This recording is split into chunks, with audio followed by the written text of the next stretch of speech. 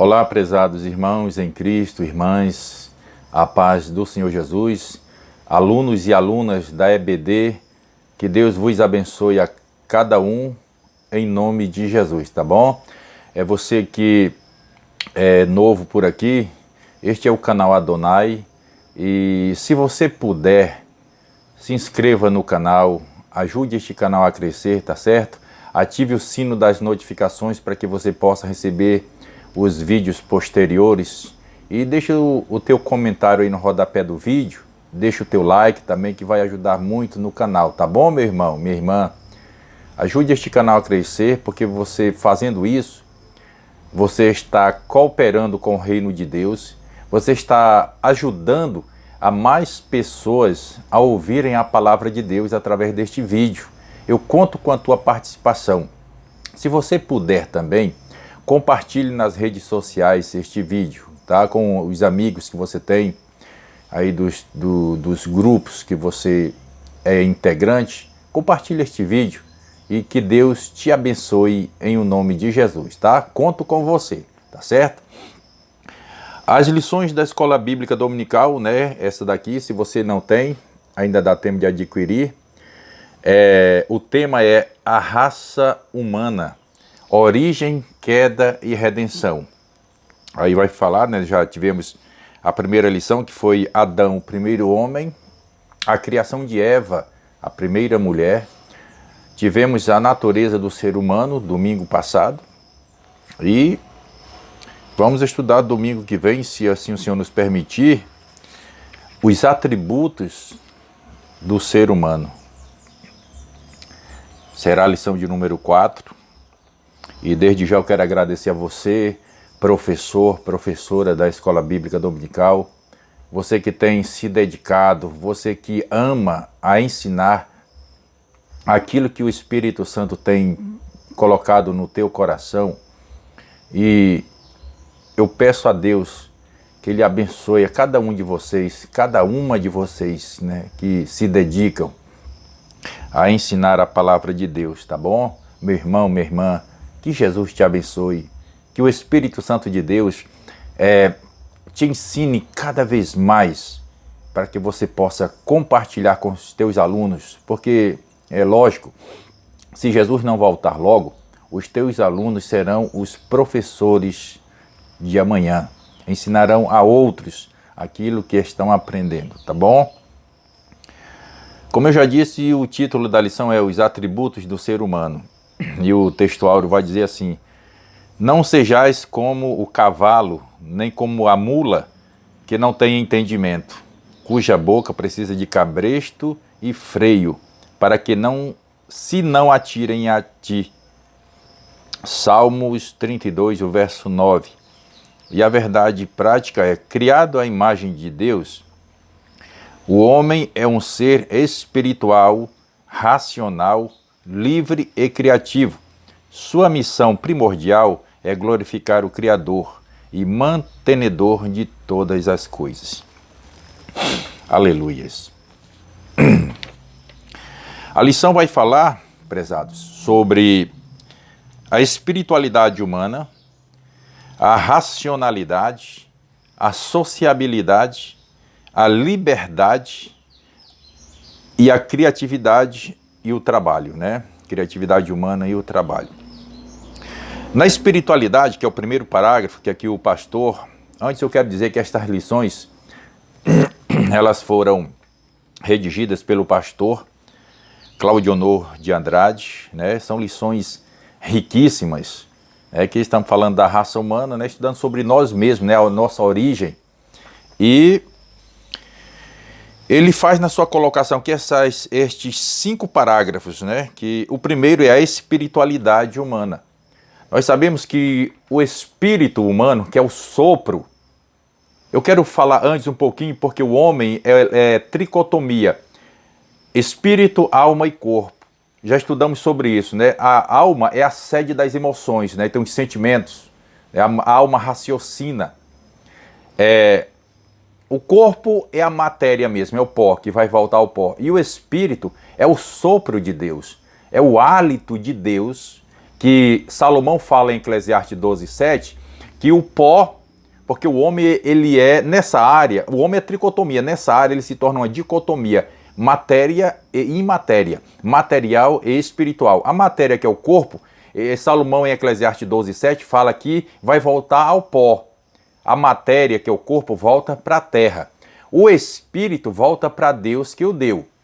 Ou seja, o corpo de todo ser humano que morre volta para a terra. É a Bíblia dizendo em Eclesiastes 12:7. E o espírito de todo ser humano volta para Deus. Quando morre, é lógico. A alma vai para um lugar intermediário. A alma do justo vai para os céus, num lugar chamado Seio de Abraão. É um paraíso. Ainda não é o céu dos céus onde Deus habita. Muitas pessoas confundem isso. Não, a alma vai para o paraíso.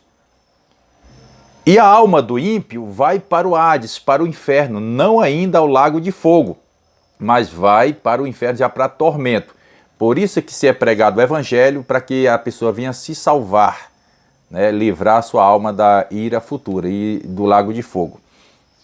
Então, na espiritualidade humana, o espírito do homem, que é o sopro de Deus, o hálito de Deus, quando soprou no boneco, que se tornou alma vivente, volta para Deus. Enquanto ela está no ser humano, ela é vocacionada a adorar um ser, né? Adorar um ser. Na maioria das pessoas, esse espírito do ser humano é vocacionado a adorar a Deus, ao Deus dos céus.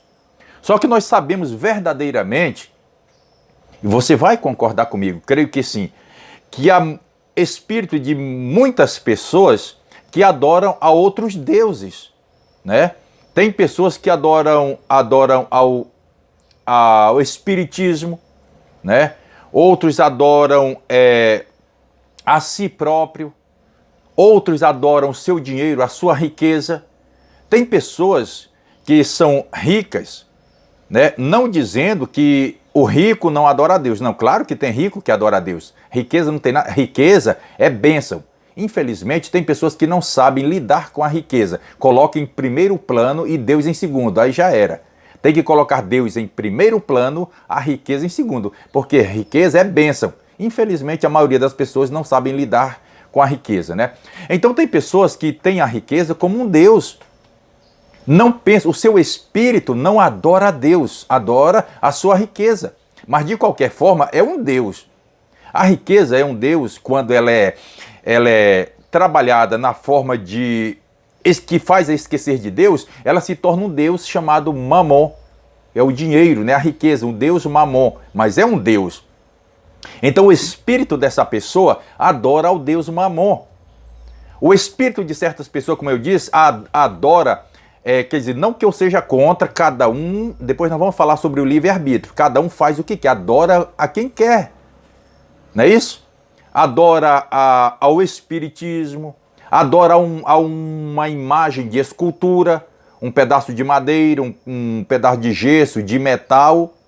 Não estou criticando o teu sistema de adoração, eu estou falando a maneira que o espírito humano adora, porque foi destinado para adoração. Ele foi criado, o espírito, quando soprado no homem, automaticamente o espírito de todo ser humano tem uma divindade a adorar.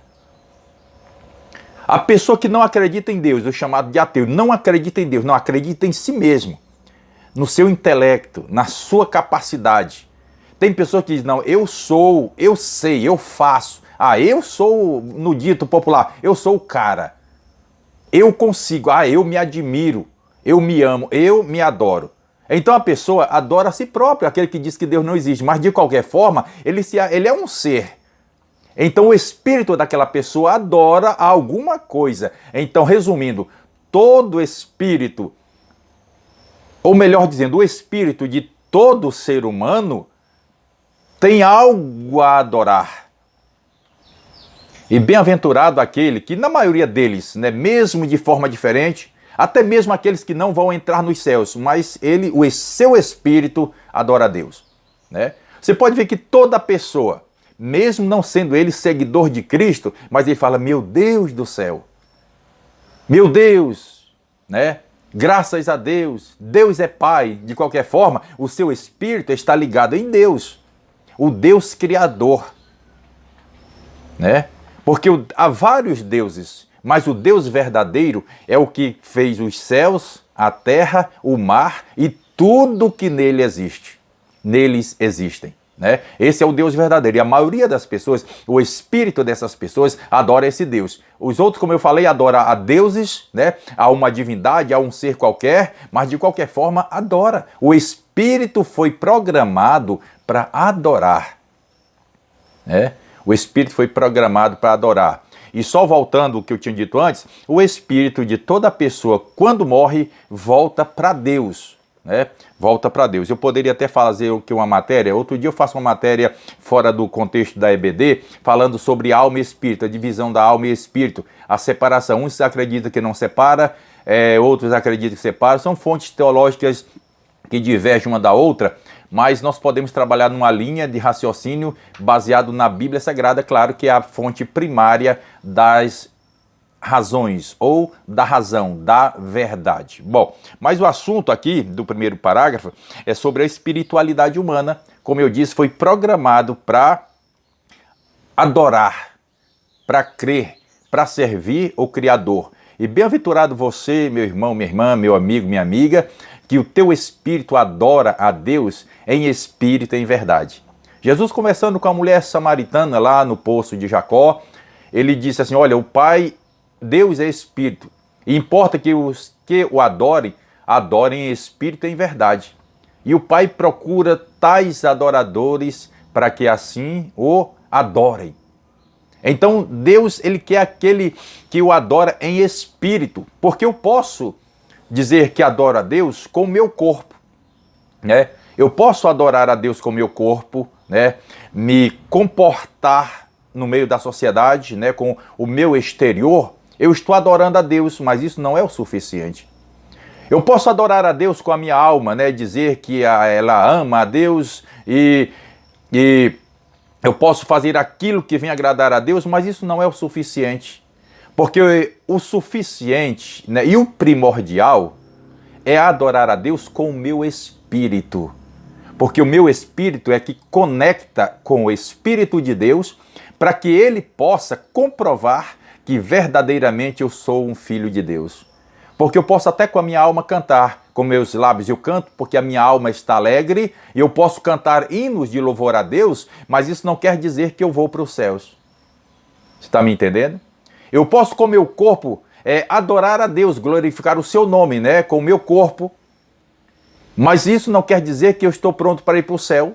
Se o meu espírito está contradizendo, se o meu espírito não está adorando ao Senhor, mesmo que adore, mas também adora o mundo, serve o mundo, então com o meu espírito, então eu tenho que adorar ao Senhor em espírito, mas também em verdade. Ainda que com o meu espírito eu diga, Deus existe, Deus é fiel, Deus é meu Deus, é o meu Pai, é o dono da minha vida. Mas se não for em verdade, não serve. Porque Deus está procurando adoradores que o adorem em espírito e em verdade.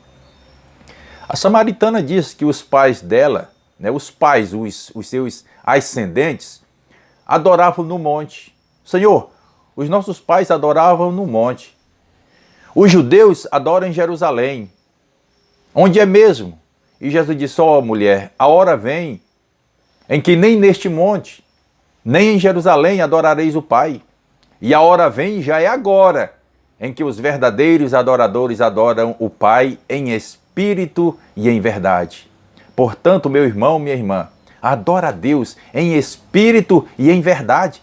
O teu espírito, que o espírito que Deus te deu, que soprou em nossos pais, Adão e Eva, e chegou até nós, é para adorar a Deus, para glorificar o seu nome. E quando o teu espírito, quando o nosso espírito adora a Deus em verdade, em sinceridade, na beleza da sua santidade, então automaticamente a nossa alma adora bem, o nosso corpo adora bem, porque aí sim estamos em sintonia com o eterno.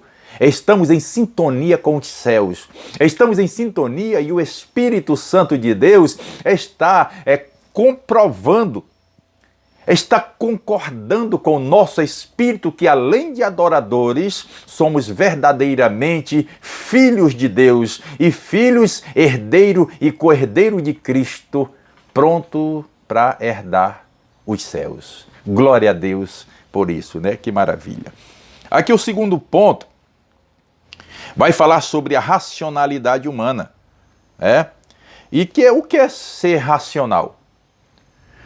Racional é aquele que anda, que se controla, que tem uma vida racional, que tem assim uma vida equilibrada, sensata. Quando Paulo fala no capítulo 12 da Epístola aos Romanos, rogo-vos, pois, irmãos, que pela misericórdia de Deus, pela compaixão de Deus, ele ainda pede, ele implora, pela compaixão de Deus, rogo-vos, irmãos, pela compaixão de Deus, meus irmãos, pelo amor de Deus, apresentem o vosso corpo em sacrifício vivo, santo e agradável a Deus, que é o vosso culto racional. Esse culto racional, ele não quer dizer literalmente quando está num culto lá no templo, no meio da igreja, a igreja reunida, está cultuando a Deus. Não, esse culto racional, ele quer dizer 24 horas por dia. É a tua vida, é o teu dia a dia. O culto racional, ou seja, equilibrado. Há pessoas que usam de extravagância. Por exemplo, no culto, é só uma linha de pensamento, de raciocínio. Há pessoas que dizem, eu sou pentecostal. Aí tem aquele sistema do reteté. Roda para lá, roda para cá e pula e sobe nas paredes e sobe no altar e desce e pula e rola e cai no chão. Você tem que ter sensatez. Você tem que ter equilíbrio. Você não pode ser extravagante no momento de adoração a Deus. Também você não pode se robotizar. Fica ali, não, eu sou racional. Eu tenho equilíbrio. Não, o culto é aqui e tal. Aleluia, glória a Deus. Eu canto, eu oro, volto para casa, estou no meu trabalho. Não, isso aí é farisaísmo. Isso é ser um crente robô. Um culto robotizado. Não, mas o culto racional que Paulo está falando é o teu viver santo diariamente. Na alegria. Porque ser racional é também ser emocional, pode sim. Não pode ser emocional no extremo, como eu disse, ao ponto de qualquer coisa se derrame lágrimas. Chorar sim. Chorar de emoção, ou de tristeza, ou de alegria. Há pessoas que dizem assim, eu não sei por que crente chora, cada marmanjo chorando. As mulheres, qualquer coisa chora, as mulheres são mais emotivas, qualquer coisa chora. Olha, o crente chora, primeiro, de alegria por saber que o seu nome está escrito no livro da vida. O crente chora de alegria em saber que foi salvo da ira de Deus. Ele pode chorar por uma necessidade, uma carência, pode sim. Só que tem muitos que, infelizmente, no choro da tristeza, da carência, vamos dizer assim, na melancolia, porque crente também sente isso. Crente ainda está na matéria, sente tristeza, sente solidão, sente melancolia. Tem uns até que depressão está sentindo, porque não dá lugar ao Espírito Santo de Deus, né? E a carne toma conta e o inimigo também ajuda e chega até a sofrer uma depressão. E tem muitos que até tirando a vida estão. É um assunto que não posso comentar agora, deixa para lá. Mas o crente também sente tristeza. Só que muitos deles, por exemplo, na hora do culto coletivo, lá no templo, eles vão para lá e começam, oh meu Deus, tu sabe, Jesus, e não sei o que lá. Começa a se maldizer. E cuidado, hein? O maldizente não entra no reino dos céus. Mas aqui no templo é lugar de se derramar, contar para Deus seus dissabores, contar para Deus suas decepções. Não, negativo. O salmista Davi diz no Salmo 122, alegrei-me quando me disseram, vamos à casa do Senhor. Faço eu aqui uma conjectura, Davi, assim, na porta do palácio, e aquele grupo de pessoas caminhando, ele perguntando, vocês estão indo aonde? E eles responderam, vamos à casa do Senhor. Ele ficou tão alegre e escreveu o Salmo 122, alegrei-me quando me disseram, vamos à casa do Senhor. Na casa do Senhor é lugar de entrega, lugar de tributar, louvor e adoração. Que infelizmente, deixa eu abrir um parêntese aqui, infelizmente muitos vão para lá para louvar o homem. Muitos vão para lá para cantar, dizer que vai estar no palco e o outro vai estar na plateia, cabisbaixo, humilhado por ele. Uns vão lá para se exaltar que eu venci, eu cresci, eu subi, eu. Infelizmente. Não, lá no templo é lugar de tributar louvor a Deus. Com hinos, salmos, cânticos espirituais. Cânticos cuja letra é direcionada pelo Espírito Santo de Deus, que infelizmente está sumindo. Só canta para enaltecer o ego do ser humano. A maioria, 90% ou mais. A minoria, a letra é de adoração a Deus, a minoria. Mas as pessoas vão para adorar a Deus. Quer se lastimar? Quer contar para Deus teus dissabores? Quer contar para Ele tuas mágoas? Quer contar para Ele as tuas necessidades? Quer contar para Ele a tua carência? Sabe qual é a receita? O Mestre te dá. O Mestre Jesus te dá. Quando fores orar, Ele não diz, vai para o templo. Ele diz, entra no teu quarto, fecha a tua porta, ora em secreto. Aí se você quer chorar, chora. Quer estar de joelho, esteja de joelho. Quer se deitar no chão aos pés do Senhor, se deita, se entrega, rasga a tua alma, aí sim. Conta teus problemas. Se nem lágrima mais tiver, porque tamanha tá a luta que tu não acha que não vai suportar, apenas geme. Quando tu não deres mais conta, o Espírito Santo fará isso por você. Mas é lá no teu quarto, no templo é lugar de adoração. Então tenha um culto racional na tua vida, tenha equilíbrio. Não viva só de lamúria, não viva só de lastimação. O choro pode até durar uma noite. Jesus disse, bem-aventurados que choram sim, porque serão consolados. Ele não diz bem-aventurados que choram porque serão beneficiados, serão felizardos, não, serão consolados. O consolo significa cessar o choro. Bem-aventurados que choram, mas tem crente que só vive chorando a vida toda. Você encontra, irmão, como é que tá? Oh, meu irmão, só Deus na causa. Passa 1 mês, 2 meses, 3 meses. Ei, irmão, irmã, como é que tá a sua vida? Oh, irmão, se ficar pior do que isso, irmão. Oh, que isso? É só choro? Não tem riso? O choro pode durar a noite inteira, mas a alegria vem pela manhã. Bem-aventurados os que choram, porque serão consolados. Você pode chorar sim, mas o consolo tem que vir. Sabe quando? Quando você se derrama as tuas lágrimas, você rasga o teu coração aos pés do Mestre, então ele vai te consolar. Tem um ser, a terceira pessoa da Trindade chamada Espírito Santo de Deus, o Consolador, ele vai te consolar, desde que você creia, desde que teu espírito esteja conectado com ele. Vem as tuas provas, as tuas lutas, mas tem que vir a tua vitória. E é lá no teu quarto, lá no templo, é lugar de adoração, certo? Mas tanto faz, você está alegre ou triste, você tem que ter o teu culto racional, equilibrado. Ainda que você tenha emoções, venha ao emocionalismo, mas tem que ter equilíbrio. Não é no reteté, trazendo confusão às pessoas, e também não é no comodismo ali, quieto, calado. Aleluia, glória a Deus. Em casa você é um fariseu. Não, É a tua vida de alegria.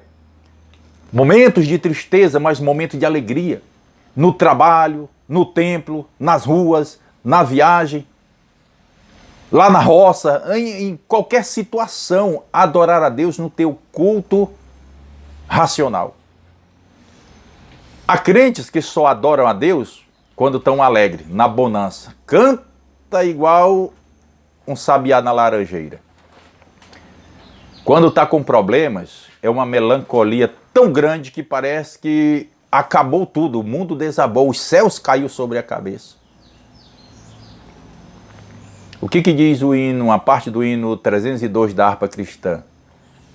Se um hino cantar tu puderes, nas horas de grande aflição, então voarás, se quiseres, até as celestes mansões. Nas asas da águia levados, bem perto do mar de cristal. E por fim, então, libertados, a terra chegar celestial. Então você não deva louvar a Deus, ter a tua vida de alegria somente no momento da bonança. Paulo diz que ele passou por privações, fome, de sabores da vida, lutas, perseguições, né? Alívio, sofrimento. E ele diz, finaliza, no versículo 13 do capítulo 4 aos Filipenses, posso todas as coisas naquele que me fortalece. E muitas pessoas só usam esse texto para o momento da bonança. Posso todas as coisas naquele que me fortalece. Todas as coisas, mas tanto faz na bonança quanto na luta, na aflição. Na bonança ou na escassez. Nas vitórias ou nas lutas. Aí sim podemos todas as coisas, porque é Ele que nos fortalece. Então, irmãos, uma vida racional temos que ter na presença de Deus. Uma vida equilibrada. Uma vida equilibrada. No momento de sabor, cante louvores. No momento da bonança, adore a Deus. Fazendo a obra. Vivendo um dia após o outro. Até porque não é aqui o nosso descanso. Essa terra não é nossa. Essa terra que os brasileiros cantam, Pátria Amada, Salve, Salve Brasil, não é nossa. Caia na realidade, meu irmão, minha irmã. A nossa pátria é Sião. Nós estamos aqui emprestados. Estamos emprestados e muitos, infelizmente, estão fixando residência, estão, eu amo a minha cidade, eu amo a minha cidade. Eu não amo, não. Eu não amo a minha cidade. Moro aqui, mas eu não amo. Sou realista. Eu amo Sião. Eu amo Sião. O hino 2 diz, que saudosa lembrança tenho de ti, ó Sião, terra que eu tanto amo, pois és do meu coração. Mas enquanto isso não acontece, vamos servir ao Senhor, vamos apresentar a Ele o nosso corpo, como Paulo diz, ele implora, apresente o vosso corpo em sacrifício vivo, santo e agradável a Deus. Este é o vosso culto racional, é o culto equilibrado, é o culto com sensatez, é o teu espírito, alma e corpo, plenamente conservados, irrepreensíveis para a vinda de nosso Senhor e Salvador Jesus Cristo. Então o ser humano, ele é um ser que ele deva ser racional, ter uma vida racional, uma vida equilibrada, uma vida pautada nas Escrituras, né? Que assim é do agrado do nosso Deus. O terceiro tópico vai falar sobre a sociabilidade.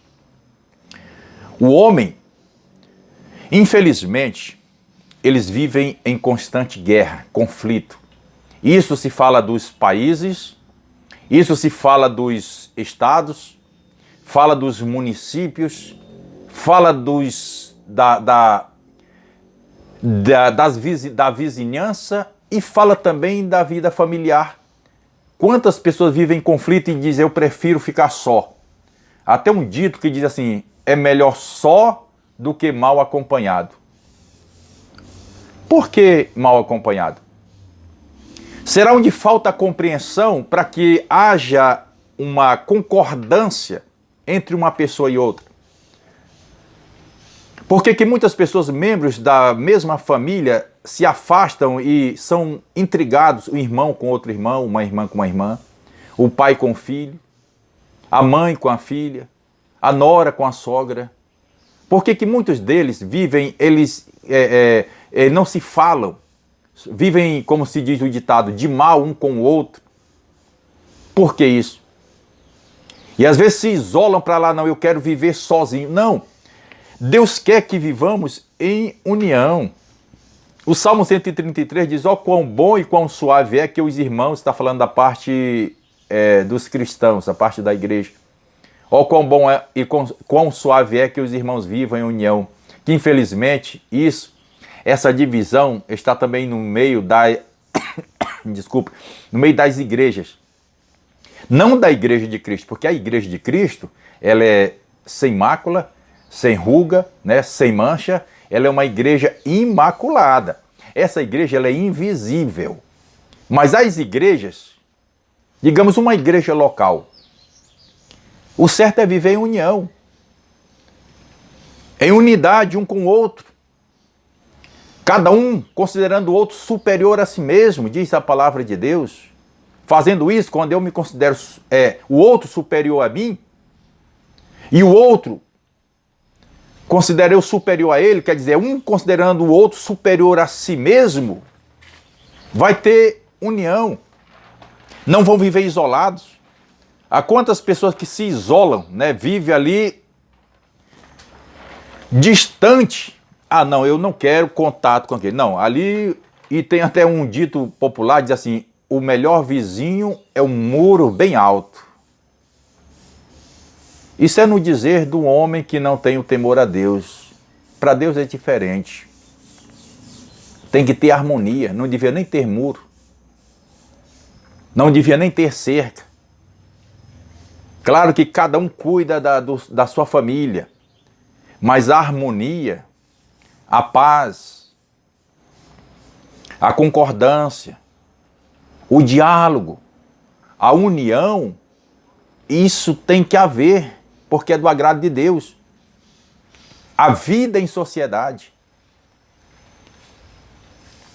Quando se condiz ao crente, ao cristão verdadeiro, não é que ele deva viver na roda dos escarnecedores. Ao contrário, tem que sair da roda dos escarnecedores, dos ímpios, mas tem que ter paz com eles. Não é concordar com as atitudes do ímpio, mas também não é se afastar deles. Não é concordar com o sistema como agora imperado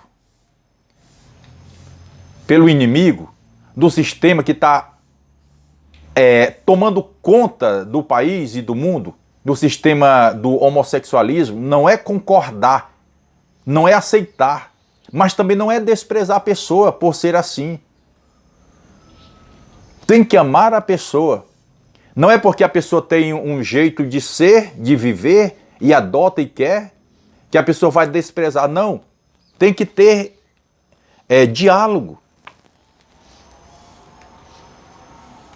Tem que ter, não concordância nesse caso, mas tem que ter paz. Não pode se isolar, não pode se afastar. Não concordar com as coisas que é contrária à vontade de Deus, mas também não desprezar. É o próximo. E a palavra categoricamente diz, amar o próximo como a ti mesmo. Então, irmãos, viver em sociedade é uma ordem imperativa de Deus. E a sociedade, ela começa na família, né? Na família, como eu falei agora há pouco, muitas famílias divididas. Muitas famílias que os pais estão aqui, os filhos sumiram, não dão nem notícia, né? E muitos deles estão vivos ainda. E os pais pensam que já morreram, porque se afastaram, foram embora, não voltaram mais, né? E isso não é do agrado de Deus, né? Tem que viver, ter uma vida social, não se conformar com o socialismo que o inimigo implantou no meio da sociedade, né? As coisas que vêm, as novidades, né? Aquilo que vem agradar a carne, vem entristecer o Espírito de Deus. Não, não é isso. Não é viver o socialismo, mas para viver em sociedade, em comunhão com as pessoas, isso tem que ser. Até porque o crente, o cristão autêntico, ele é um exemplo, ele é um espelho. Infelizmente tem muitas pessoas dizem assim, aquele crente ali, aquele, aquela, não quero nem papo. Aquela ali, não, eu quero é distância. Eu quero é distância daquela crente. Eu quero é distância daquele crente. Não quero nem papo com ele. Deixa eu te falar para você que pensa assim, e por uma certa razão, você fala isso, essa pessoa não é cristã verdadeira. Esse homem que você quer distância dele, ele é crente de nome, mas ele não é cristão. Não confunda, tá bom? Não é cristão. Mas você que tem o nome de cristão e que está deixando a desejar e que está dando razão para uma pessoa falar aí de você, te converta, camarada. Se converta, irmã. Nasça de novo. Senão você não vai ver o reino de Deus. Você tem que ser exemplo. Você tem que ser testemunha de Cristo na terra. Você tem que ser luz do mundo. E o mestre disse, faça a vossa luz resplandecer diante dos homens. Então você tem que estar no meio da sociedade. Não compactuar com as obras más da sociedade. As boas sim, as más obras não. De qualquer forma você tem que viver no convívio, não pode se isolar. Até porque você tem que anunciar o evangelho e ganhar essas outras pessoas para Jesus. Glória a Deus. Aqui o quarto ponto vai falar sobre a liberdade humana. Deus, desde o primeiro homem, Adão, ele deixou esse sistema chamado livre-arbítrio.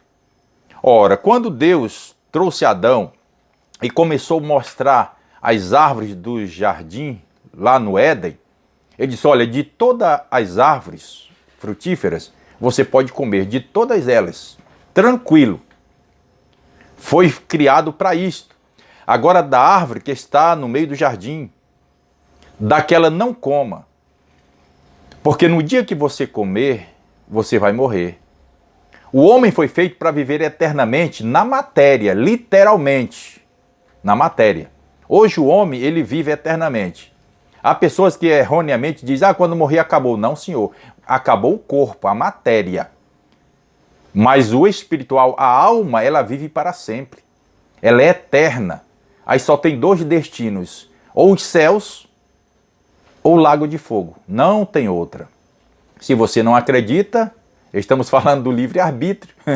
Você tem livre-arbítrio para crer ou não crer. Então Deus diz a Adão, olha, não coma daquela árvore. Mas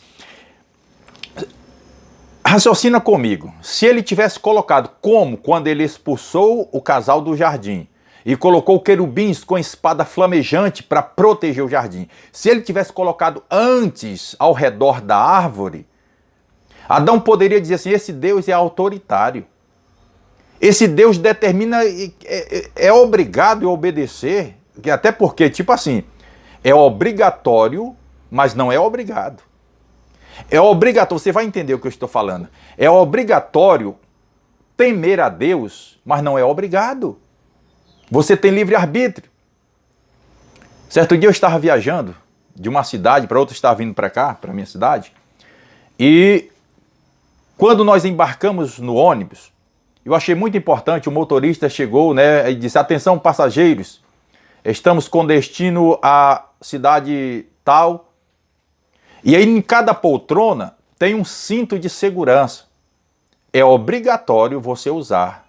Só que eu não vou obrigar você a usar, viu? Mas é obrigatório. Agora você vai usar se você quiser. Ou seja, você tem o livre-arbítrio. Eu achei muito importante a fala daquele motorista. É obrigatório, mas eu não vou te obrigar. Da mesma forma, é obrigatório servir a Deus em fidelidade, com sinceridade. É obrigatório você rejeitar as coisas que o mundo oferece para adorar somente a Deus. É obrigatório você adorar somente a Deus em espírito e em verdade, mas só que ele não te obriga.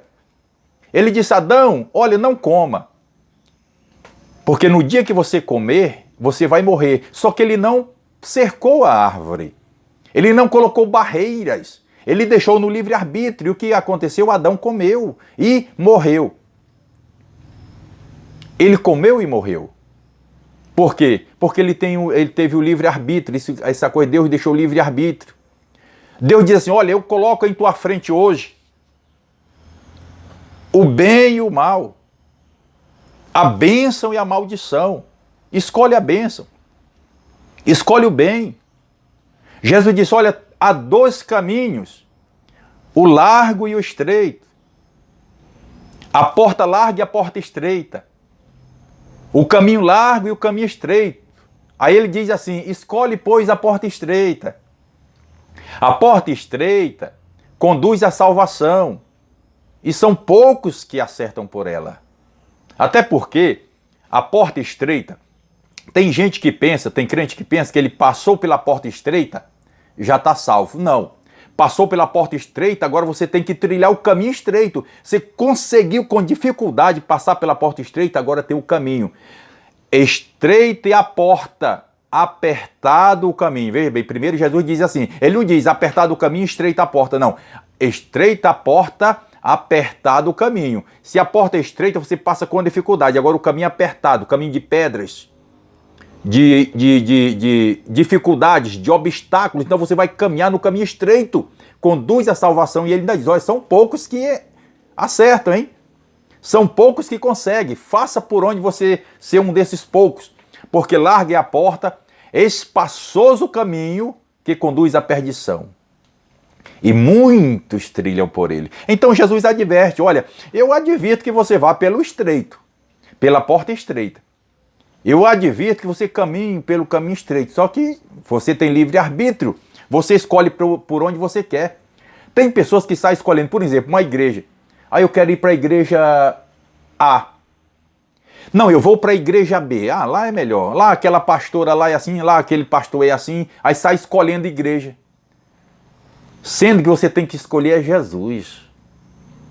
É porque a pessoa sai procurando doutrinas que concordem com a sua maneira de viver. E quando é diferente, você é que tem que aceitar a maneira de viver de Deus. Quer dizer, se você quiser, é o livre-arbítrio. Ele disse para Nicodemos, João 3, se tu não nasceres de novo, tu não podes herdar o reino de Deus. Nicodemos não estava entendendo, ele disse, olha, o vento sopra onde quer e ouve a sua voz, mas tu não sabe de onde vem nem para onde vai. Assim é todo aquele que é nascido do Espírito. Quer dizer, ele não sabe para onde ele vai. Ele é guiado pelo Espírito. Ele não tem mais agora, ele tem agora um líder. Mas é se ele quiser, não é obrigado. Jesus disse, eis que estou à porta e bato. Se, olha, há uma preposição se. Há uma condição, se alguém abrir a porta, entrarei na sua casa, cearei com ele e ele comigo. É se você quiser, tá bom? Você tem o livre-arbítrio de crer em Deus ou crer em Siddhartha Gautama. Você pode crer em Confúcio, você pode crer num Deus morto, você pode crer no santo que você quiser. Você tem livre-arbítrio. Mas uma coisa eu lhe digo, né? Você tem que se basear na palavra. A Bíblia é sagrada, tá bom? Você tem que andar, este é o caminho, andai nele. Sem vos desviar nem para a direita, nem para a esquerda. Mas você tem livre-arbítrio. Você tem livre-arbítrio, tá? Deus é tão misericordioso, tão maravilhoso, que ele deixou no teu livre-arbítrio. Você é que decide, tá bom? Aí eu aqui, o Beto, digo assim, escolha servir a Jesus com fidelidade, tá bom? Aqui vai falar sobre a criatividade humana e o trabalho. Deus fez o homem para trabalhar. O trabalho dignifica. Quando ele colocou Adão no jardim do Éden, ele já deixou tudo pronto. Era só para ele lavrar, cuidar e dar continuidade. É claro que ele não ia ficar ocioso, deitado na rede. Oh, Deus vai me trazer o pão aqui, o alimento, todos os dias. Não, tem que lutar. Tem que trabalhar. Só que depois do pecado, o trabalho ficou mais árduo. Veio os abrolhos, os espinhos, as fadigas, né? Veio a canseiro, o enfado e veio a morte. Por quê? Porque o homem quis assim. Como eu falamos agora há pouco, tem o livre-arbítrio. Ele escolheu, optou por comer o fruto proibido. Senão ele teria uma vida diferente. Mas nem por isso o trabalho se tornou uma maldição. Não, o trabalho é uma bênção. O trabalho dignifica. Eu fico às vezes aborrecido porque Satanás colocou um sistema dizendo assim: vamos erradicar o trabalho infantil. É propagado nos outdoors, nos painéis, né? Erradicar o trabalho, ele tem que ser colocado na criança desde pequeno, inculcado na criança. É claro que se a criança dá conta de pegar 2 quilos, não é para pegar 3, mas pega os 2 quilos, mas não fique sem pegar nenhum. Quantas crianças ficam dormindo até tarde, o cérebro encalejando na ociosidade, na preguiça? Essa criança, quando crescer, vai ser o quê? E o lema deles só é para estudar e brincar. Não. A criança tem que estudar, tem que ter o espaço para brincar, mas tem que ter o espaço para fazer uma tarefa. Que para quando crescer, não ser uma criança preguiçosa, se tornar um delinquente. Depois que adotaram o sistema de erradicação do trabalho infantil, claro, não pode ser escravo do trabalho. Não pode escravizar a criança no trabalho, tem que trabalhar o dia todo, não. Mas tem que ter o espaço para o trabalho sim, brincar, estudar e trabalhar. Foi por isso que aumentou o número de criminalidade, crianças no tráfico, crianças na prostituição, crianças nos furtos e nos roubos, aumentou, é só você pesquisar. O índice de uns 30 anos para cá aumentou muito na criminalidade. Por quê? Porque a criança desde pequeno vive na ociosidade, dorme até tarde, se torna um adolescente, um jovem preguiçoso, não tem a capacidade, as suas faculdades mentais não desenvolvem para o trabalho. Sabe por quê? Porque o trabalho dignifica o homem. E é isso que Deus quer. Mas o inimigo quer diferente, quer destruir a família, quer destruir a sociedade, quer destruir a imagem de Deus. Então o trabalho, irmãos e irmãs, dignifica. E quando você tem Deus no coração, quando você serve o Criador, Ele te dá ideias, criatividade, inteligência, sabedoria para você executar a tua tarefa e você viver bem em sociedade e o nome do Senhor é glorificado. Amém? Que Deus te abençoe. Que Deus possa fazer com que esta palavra penetre no teu coração.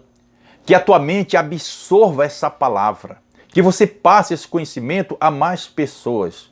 Que Deus venha te abençoar e saber quais são os atributos que tem em você como ser humano, como imagem de Deus que assim te criou. Tá bom? Que Deus abençoe você, abençoe a tua família. Que você, professor, professora, tenha uma ótima aula. Que teus alunos saiam saciados após essa aula que vamos ter no próximo domingo. Amém? Que Deus te abençoe. Em nome de Jesus. Amém.